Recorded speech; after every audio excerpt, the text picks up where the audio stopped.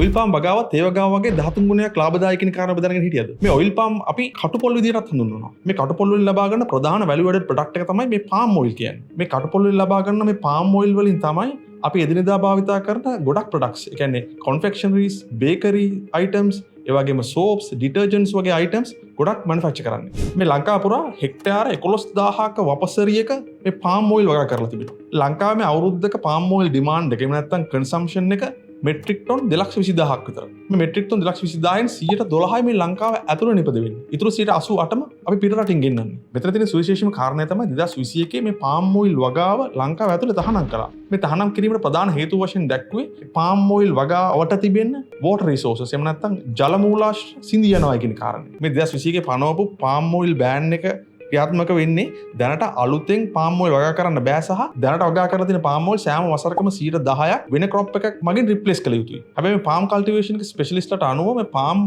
Cultivation එකට වඩා coconut cultivation එක පොල් වගාවට වැඩි ජල ප්‍රමාණයක් අවශ්‍ය වෙනවා. මෙන්න මේ නිසා මේ ඉන්ඩස්ට්‍රි ස්පෙෂලිස්ට්ලාට අනුව මේ ජල මූලාශ්‍ර සිඳී යාම නිසා පාම් ඔයිල් බෑන් කරා නම් පාම් ඔයිල් වලට කලින් කොකොනට් ප්‍රොඩක්ෂන් එහෙම නැත්නම් කොකොනට් කල්ටිවේෂන් බෑන් කළ යුතුයි. අපි මේ වීඩියෝ එකේ අපි ප්‍රධාන වශයෙන් කියන්න බලාපොරොත්තු වෙන්නේ මේ පාම් කල්ටිවේෂන් එක මේ අනෙකුත් long term crops එක්ක කම්පෙයා කරාම කොතරම් ලාභදායීද කියන කාරණය. 2021 වර්ෂයේ නිකුත් වෙච්ච රිපෝට් එකකට අනුව මේ පාම් ඔයිල් හෙක්ටයාරකින් වගා කරලා ලබා ගන්න ලාභය තේ හෙක්ටයාරයක් වගා කරලා ලබා ගන්න ලාභය වගේ 13 ගුණයක්. ඒ වගේම රබර් හෙක්ටයාරයක් වගා කරලා ලබා ගන්න ලාභය වගේ 3 ගුණයක්.